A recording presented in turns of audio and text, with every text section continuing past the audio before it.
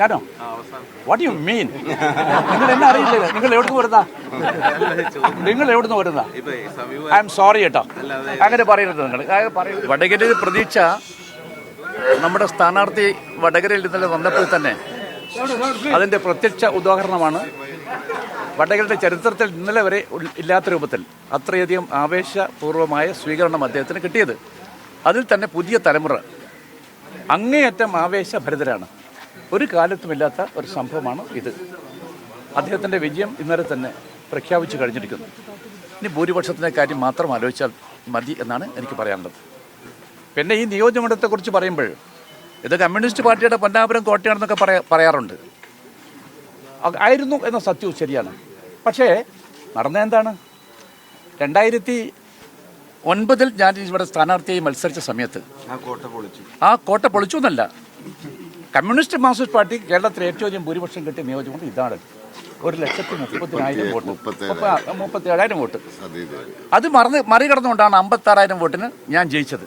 എൻ്റെ മേടമല്ല, ജനാധിപത്യ മതേതര ശക്തികൾ ഒറ്റക്കെട്ടായിട്ട് നിൽക്കുകയും അതുപോലെ ചിന്തിക്കുന്ന ഈ നാട്ടിലെ ജനങ്ങൾ മുഴുവൻ കോൺഗ്രസിനോട് അണിയിറക്കുകയും ചെയ്ത ഒരൊറ്റ കാരണം കൊണ്ടാണ് അന്ന് കോൺഗ്രസും ഐക്യജനാധിപത്യ കക്ഷിയും വിജയക്കൊടി പാറിപ്പറപ്പിച്ചത്.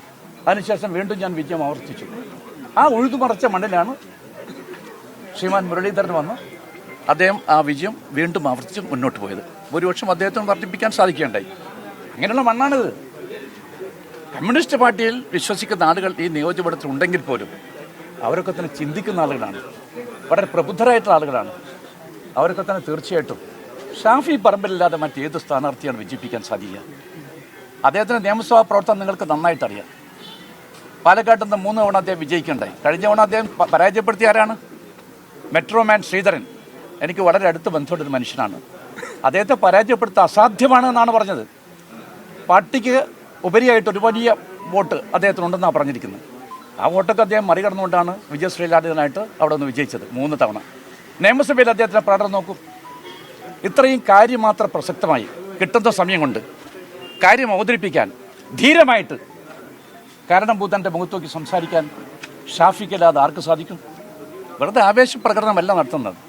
അതുകൊണ്ട് ലോകസഭയിലും പോകേണ്ട അതുപോലെ തന്നെ കാര്യങ്ങൾ കൃത്യമായിട്ട് പറയാൻ സാധിക്കുന്ന, ഇന്ത്യൻ ഫാസിസ്റ്റോട് മുഖാമുഖം യുദ്ധം ചെയ്യാൻ സാധിക്കുന്ന ചെറുപ്പക്കാരുടെ നിര, ആ നിരയിൽ നിങ്ങൾക്ക് ഏറ്റവും മിടുക്കനായ ഒരു വ്യക്തിയാണ് ഇവിടെ നിന്ന് വിജയിപ്പിച്ച് അയക്കാൻ വേണ്ടി ഞങ്ങൾ തീരുമാനിച്ചു. വടകര എന്ന വൻമല കയറ്റാൻ കൂടെ ഉണ്ടാവണമെന്നുള്ള അഭ്യർത്ഥനയാണ് ഷാഫി ഉന്നയിക്കുന്നത്.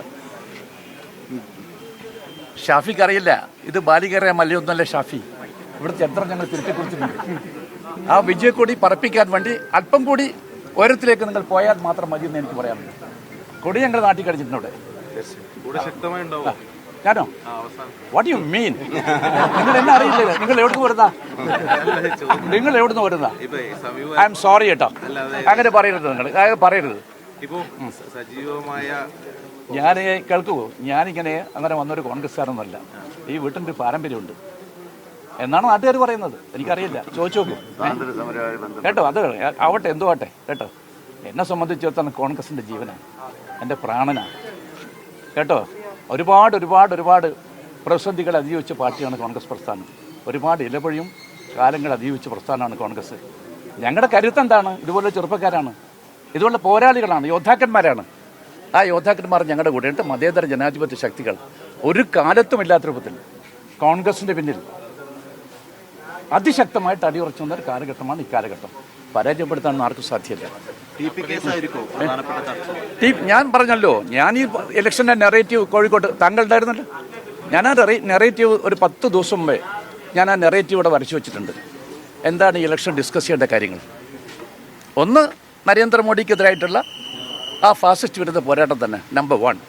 നമ്പർ 2, കേരളത്തിൽ ഇതുവരെ ഉണ്ടായിട്ടുള്ള ഭരണത്തിൽ ഏറ്റവും ജനപ്രീതി നഷ്ടപ്പെട്ട, ഏറ്റവും കാര്യക്ഷമതയില്ലാത്ത, ജനങ്ങൾ ഒറ്റപ്പെട്ട ഗവൺമെൻറ് ഈ ഗവൺമെൻറ്റാണ്.